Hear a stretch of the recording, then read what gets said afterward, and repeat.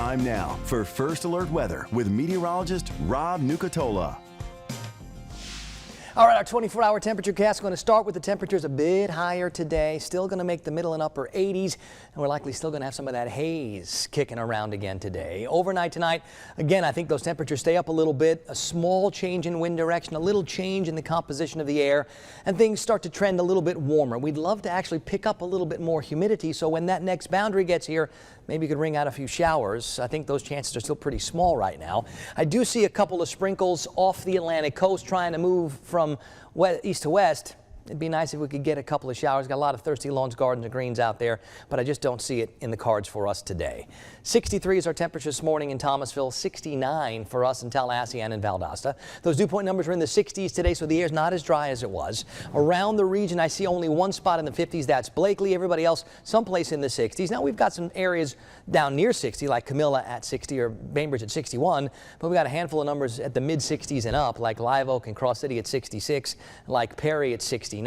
And I do think we're going to find more temperatures higher in the 60s over the next couple of mornings.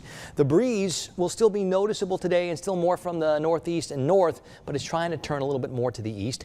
And yeah, we've got a little bit of patchy fog out there. We've got some of that haze, so we're going to see some visibilities reduced into that 3 to 5 mile range. Nothing too low.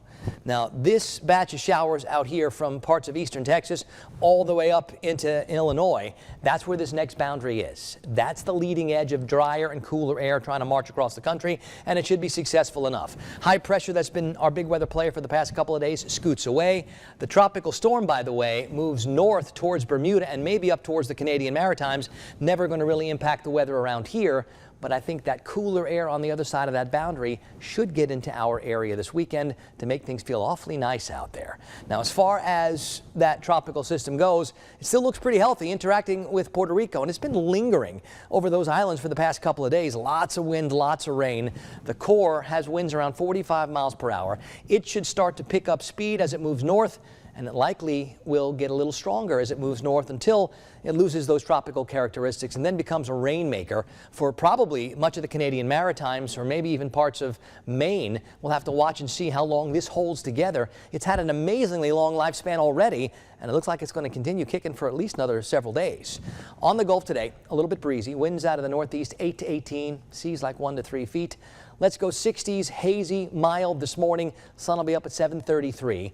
This afternoon, I still think we're dealing with that haze. We'll likely make it into the middle and upper 80s, so still pretty warm. Tonight, it's more mid-60s. I think we clear out a little bit, but we'll probably keep those temperatures in the mid-60s for the next couple of nights until that boundary gets here late Friday, early Saturday. That's our best shot for showers, and it's not a great shot. But look how those temperatures adjust this weekend. We could be near the 50-80 split. We could be a little cooler.